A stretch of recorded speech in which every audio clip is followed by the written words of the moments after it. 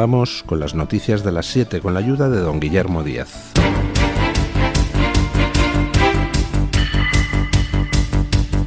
Luis del Pino es Radio Libertad.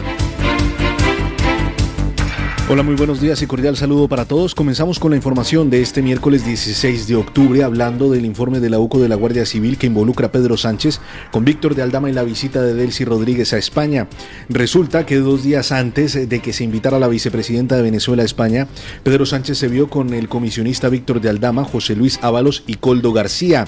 El encuentro habría tenido lugar en la celebración del 60 cumpleaños del ministro de Transportes, del ex ministro de Transportes, en un restaurante perteneciente a Aldama.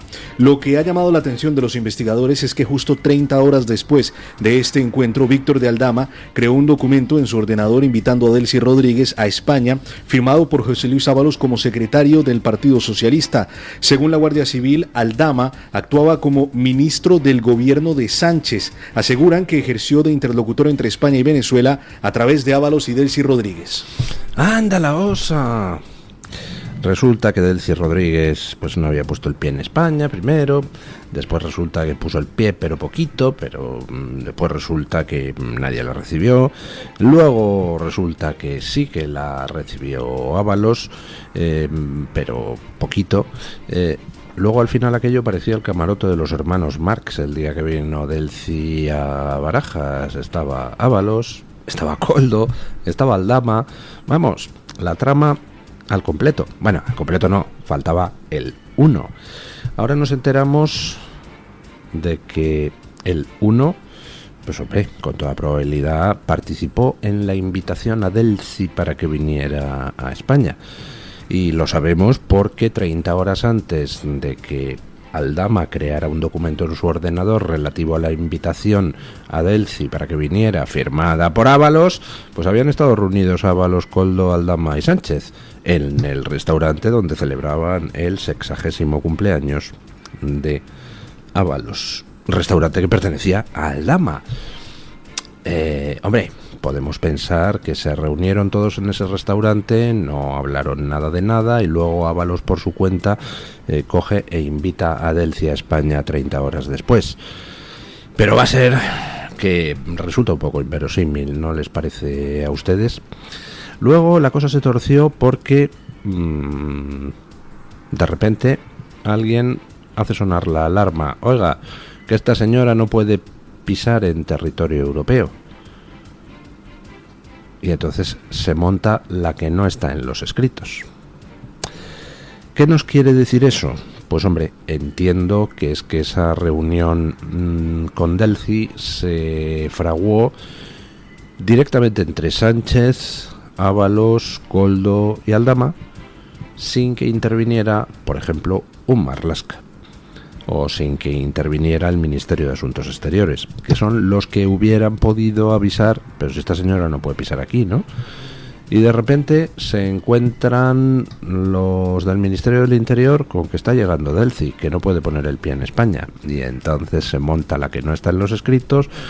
Tenemos esas escenas dantescas en Barajas, donde acude Ábalos en teoría para tratar de solventar el problema. Se cancela la agenda que estaba prevista de Delcy en Madrid, agenda que incluía cena con sorpresa, que es algo que me tiene pues maravillado. Me pregunto en qué consistía la sorpresa, de qué carácter era la sorpresa.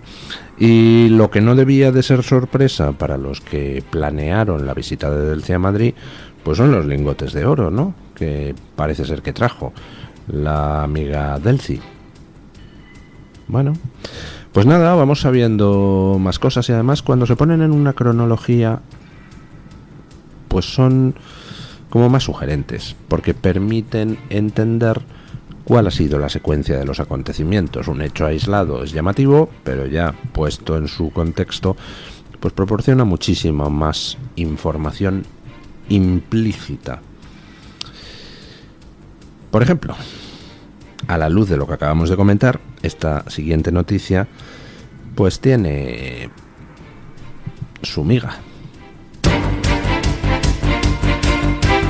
Más detalles relacionados con el Delcy Gate. En los días posteriores a la visita de Delcy Rodríguez a España, José Luis Ábalos citó en su residencia oficial como ministro a Maurici Lucena, el presidente de la empresa pública AENA. Según informa The Objective, Ábalos exigió al responsable de AENA el borrado de las cintas de aquella noche, pero Lucena se negó.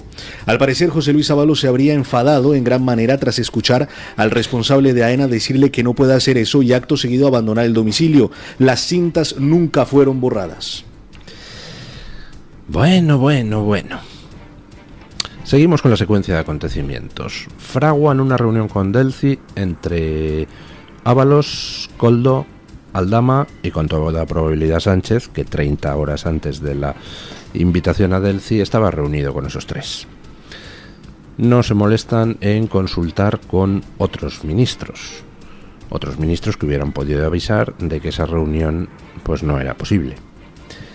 Cuando salta la alarma de que Delcy está llegando y de que va a pisar suelo europeo cuando no puede hacerlo porque está sancionada por la Unión Europea, entonces Ábalos tiene que intervenir, va con Koldo, va con Aldama, van al aeropuerto de Barajas y después intenta borrar las pruebas de que aquello había pasado, e intenta borrar las pruebas citando al presidente de AENA en su casa oficial de ministro, para exigirle que borrara las cintas del Delcy Gate. Pues ya tenemos otro delito más que añadir a la lista de presuntos delitos de Ábalos, porque el borrado de pruebas pues es un delito en sí mismo. La manipulación de documentos públicos es un delito en sí mismo, y las cintas existentes en el aeropuerto de Barajas, las cintas de vigilancia que hubieran indicado que esa reunión, que indican que esa reunión se produjo, pues son un documento público. Y además hay una buena razón para conservar ese tipo de documentos públicos. Imaginen que ese día, sin relación ninguna con esta causa, hubiera habido un atentado terrorista en el aeropuerto de Barajas. Pues obviamente esas cintas tienen que conservarse. O imaginen que ese día resulta que se tuviera constancia del paso por Barajas de alguien que hubiera cometido un atentado terrorista pues un año después. Y imaginen que el juez quiere, al investigar ese atentado, ver si se vio con alguien ese terrorista en Barajas cuando estuvo allí un año antes, por ver si alguien planificó junto con el terrorista el atentado. Obviamente todos esos documentos hay que conservarlos. Hay que conservarlos porque lo dice la ley y porque lo dice el sentido común. Y el intento de borrarlos pues añade otra crucecita más a la larga lista de crucecitas de delitos posibles cometidos por Ábalos. Ábalos, que no era el uno de la trama. Y cuando hay una organización criminal, y todo apunta a la existencia de una organización criminal, pues al final el responsable máximo es el número uno de la trama, que todos sabemos quién es, ¿verdad? Y mucha atención porque se conocen más detalles de la trama del fuel. Víctor de Aldama recibió 400.000 euros en billetes de su socio Claudio Rivas para pagar comisiones por las gestiones del gobierno en favor de la empresa Villafuel. Tal y como informa El Español esta mañana, los pagos se produjeron entre finales del 2020 y el primer semestre del 2021. Aldama y Rivas utilizaron como correo del dinero a empleados de Villafuel y al chofer del mismo comisionista. Estos billetes eran entregados en bolsas de plástico en la oficina de Víctor de Aldama, quien después distribuía el dinero para lograr reuniones y favores políticos para Villafuel. Uno de estos pagos, de 100.000 euros, se produjo después de que, según la UCO, Koldo organizara la reunión de Rivas con el jefe de gabinete de la ministra de Industria, Reyes Maroto. Ojo. Ya sabemos que Aldama estaba metido en la trama de las mascarillas, que no vendía solo mascarillas, sino que también vendía otro material sanitario como PCRs durante la pandemia, mientras nos tenían ilegalmente encerrados y mientras la gente moría a decenas de miles. No son las únicas operaciones presuntamente corruptas que se han detectado. Ya hemos hablado de cómo se han detectado posibles operaciones no demasiado tranquilizadoras de concesión de obra pública, después de que Koldo entablara relación con un empresario de la construcción. Ya hemos visto también cómo la trama se dedicaba a el tema de los hidrocarburos. Montar empresas que comercializaban hidrocarburos, cerrarlas antes de liquidar el IVA a Hacienda, y habrían estafado a Hacienda unos 180 millones de euros. ¿Cómo podían estas empresas conseguir licencias de hidrocarburos? Pues a través de la trama que activaba contactos en el Ministerio de Industria. Ya hemos comentado en días pasados cómo eso pues añade otro ministerio más a los ministerios bajo sospecha en todo esto. No hubieran podido esas empresas de hidrocarburos operar a menos que consiguieran las licencias del Ministerio de Industria, lo cual exige implicación activa o pasiva del Ministerio de Industria en la comisión de esos delitos. Y ahora vemos, me parece que lo informa El Español, ¿no? Vemos que Aldama recibió 400.000 euros en billetitos de su socio en la cosa de los hidrocarburos para pagar comisiones por las gestiones para la consecución de esas licencias. Y parece que uno de los pagos más sustanciosos coincidió en el tiempo con la reunión que había con un alto cargo del Ministerio de Industria. Pues nada, seguimos sumando nombres a la lista de imputables. Al final, no sé, pero si esto termina llegando a juicio, va a haber que celebrar el juicio en el Bernabéu, para que haya sitio suficiente para que se sienten todos los acusados, las defensas, las acusaciones, los fiscales. Y aún así no sé si van a caber, porque al ritmo que lleva esto, vamos saliendo, no sé, como 7 nuevos imputables por día. En otros asuntos, la Audiencia Nacional ha citado a declarar a 2 activistas pro-palestinas que enaltecieron a Hamás en el Congreso de los Diputados. Se trata de Jalía Boubacar y Miriam Ojeda, quienes fueron invitadas por Podemos a una jornada sobre Palestina. Ahí calificaron el atentado del 7 de octubre como una valiente iniciativa de resistencia. Incluso, una de las activistas se atrevió a decir que Israel no tiene derecho a existir.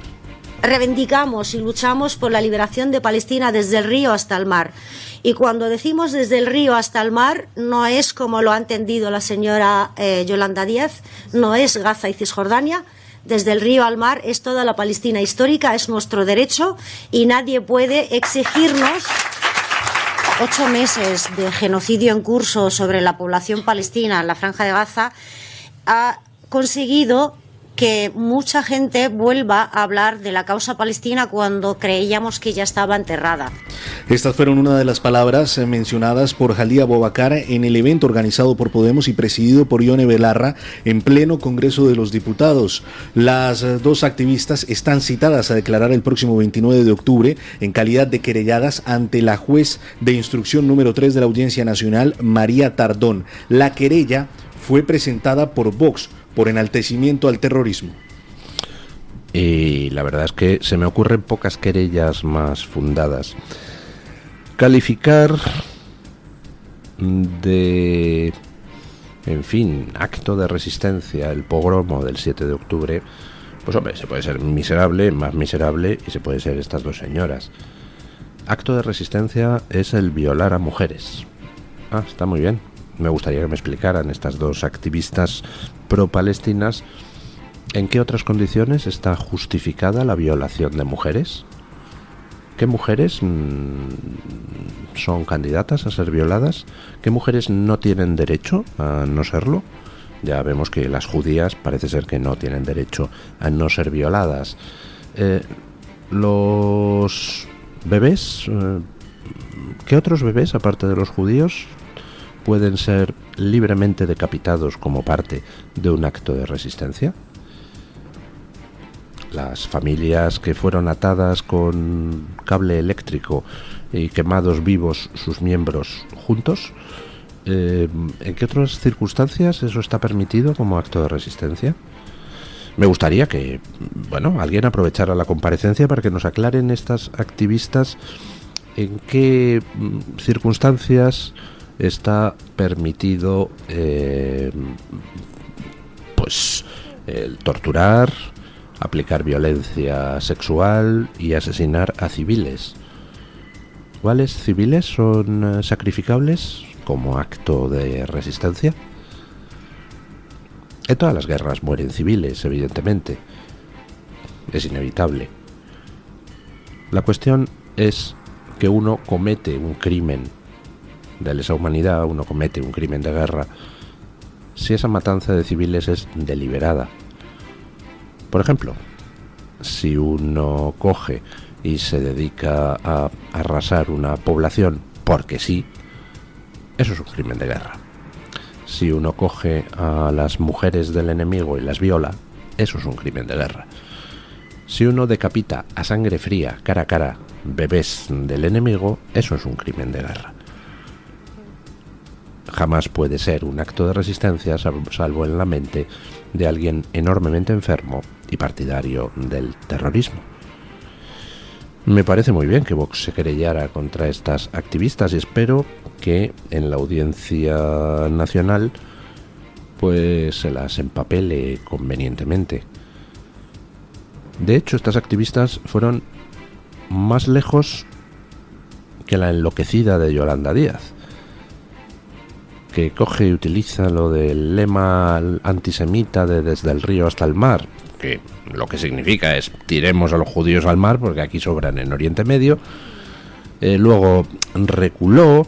Ya saben ustedes que ese lema en Alemania se considera propaganda antisemita y que desde hace 2-3 semanas el gobierno alemán ha impuesto la regulación de que aquel que lo haya utilizado alguna vez, y se puede rastrear en las redes sociales si lo ha hecho, o se puede rastrear en las pruebas videográficas de las manifestaciones antisemitas realizadas, si alguien lo ha utilizado una vez, ya ese alguien queda excluido de la posibilidad de obtener la nacionalidad alemana. En Alemania, por motivos obvios, pues no quieren incrementar la cuota de nazis. Bueno, estas señoras en el Congreso fueron más allá que Yolanda Díaz, que lo deja caer, pero luego recula. No, estas decían, no, como Yolanda Díaz, no queremos Gaza y Palestina, queremos toda la Palestina histórica. Vamos, los judíos al mar. Luego, pues se quejan cuando se les señala lo que son los nuevos nazis. Las mismas consignas antijudías, el mismo odio al judío, la misma justificación de cualquier cosa contra los judíos. La gente como esta, que es capaz de defenderte que la violación de mujeres es perdonable en determinadas circunstancias y se puede calificar como acto heroico de resistencia, esta misma gente es la que hacía guardia en los campos de exterminio nazis. La gente se pregunta, ¿cómo es posible que en Alemania pues pudiera haber semejante barbaridad? Bueno, pues porque el mundo está lleno de gente de todo tipo, y entre esa gente pues tienes algunos fanáticos que son capaces de organizarte el exterminio de una población, y tienes luego a otros pues que son obedientes. Estas posiblemente pertenecen a los fanáticos, pero encontrarían algunos obedientes para ayudarles en su causa de expulsar a los judíos al mar. Luego la gente dice, pero hombre, Israel no puede llegar a soluciones de compromiso. No hay compromiso posible. ¿Qué compromiso posible puedes tener con gente que dice que violar a las mujeres judías es un acto de resistencia heroica? ¿Cómo puedes tener un compromiso con alguien que lo que quiere es echarte al mar? Oiga, un compromiso requiere un punto medio entre dos posturas. ¿Cuál es el punto medio entre echarte al mar y no echarte al mar? Pues no existe. ¿Qué vas a tener? ¿Un pie en el agua y otro pie en la playa? ¿Y pasar toda tu vida paseando por la orilla? Es ridículo. Hay que acabar con toda esta gente que promueve los nuevos pogromos. Hay que acabar con toda esta gente que promueve el odio a los judíos. Israel debe continuar con su ofensiva hasta terminar con el último grupo terrorista que amenace su existencia. Y por cierto, debe continuar su ofensiva hasta terminar con el régimen teocrático de Irán. Y una vez que lo haga empezarán a lucir mucho mejor las cosas, no ya para Israel, sino para Occidente en general. Recordemos que ayer salía una noticia relativa al intento de asesinato contra Alejo Vidal Quadras. La policía busca al último implicado con el fin de apuntalar la demostración de que quien estaba detrás era el régimen iraní. Y vamos, que lo sabemos porque el que disparó contra Alejo Vidal Quadras fue detenido en Holanda cuando intentaba atentar contra un opositor iraní. O sea, más claro, agua. Pero la policía está buscando digamos, el que contrató directamente al sicario para demostrar la conexión con Irán más allá de toda duda razonable. Irán es un país que exporta violencia, exporta terrorismo y exporta radicalismo islámico. El mundo musulmán era un mundo occidentalizante y occidentalizable antes de que los ayatolás tomaran el poder en Irán. Gracias a algunos imbéciles occidentales, por ejemplo, recordemos la participación de Francia dando asilo al ayatolá Khomeini y luego llevándole en avión francés hasta Teherán después de la revuelta contra el Shah de Persia. Gracias a algunos imbéciles occidentales, el régimen teocrático de los ayatolás se hizo con el poder en Irán y desde entonces todo cambió en el mundo árabe. Esos países árabes donde pues las televisiones mostraban a chicas árabes divirtiéndose en minifalda porque les gusta divertirse como a todas las mujeres de todo el mundo, pues aquello se acabó y empezó la vuelta atrás hacia la teocracia desde Marruecos hasta Bangladesh. Lo dicho, el mundo será más libre cuando Israel acabe de deshacerse de todos los antisemitas, que son muy pocos, pero odian mucho y son muy malvados y arrastran a alguna gente, afortunadamente cada vez menos.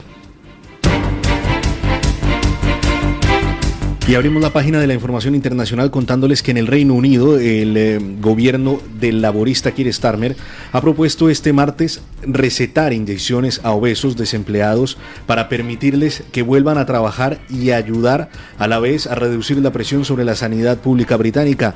El ministro de Sanidad, Wes Streeting, ha asegurado que la obesidad está provocando que los trabajadores se tomen 4 días más de baja por enfermedad, lo que supone una enorme carga para el Servicio Nacional de Salud, teniendo en cuenta que son millones de británicos quienes la padecen. Además, el ministro ha generado un gran revuelo por un artículo de opinión que firma en The Telegraph, en el que afirma que la presión que sufre la sanidad pública británica la están ejerciendo cinturas cada vez más anchas.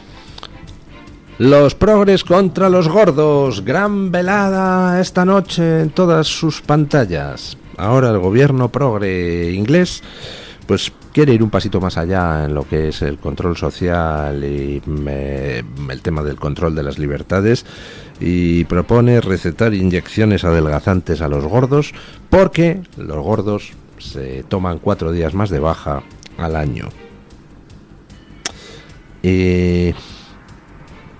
Oiga, ¿y a los deportistas?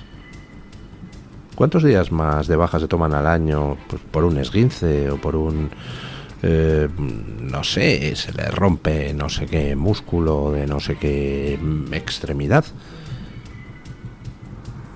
¿Esos podemos recetarles algo para que no hagan deporte, dado que se cogen bajas muy largas? Yo que soy sedentario, pues no sé, creo que llevo 40 años sin una baja, oiga. Gordo tampoco soy mucho, un poquito sí, tiendo a rellenito, pero vamos... ¿A ustedes les parece normal? Pues el caso es que es normal. El caso es que en estos momentos en la vida política tenemos 2 tipos de políticos.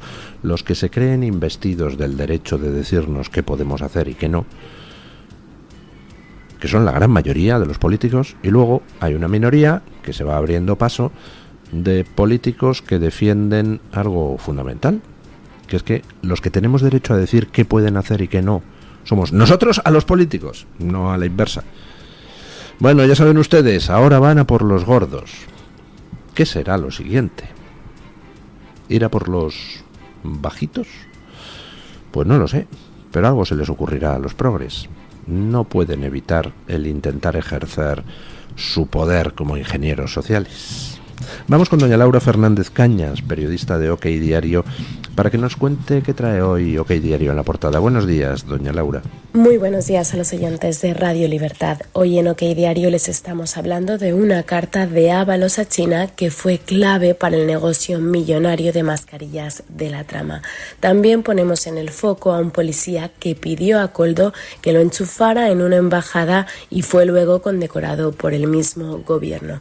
Nos surgen todo tipo de dudas tras leer estas dos noticias, pero no serán respondidas porque hasta 12 ministros huirán del Congreso por una cumbre para evadir todo tipo de preguntas sobre la trama Sánchez. Nosotros les esperamos con muchísimo más en OK Diario. Muchísimas gracias, doña Laura.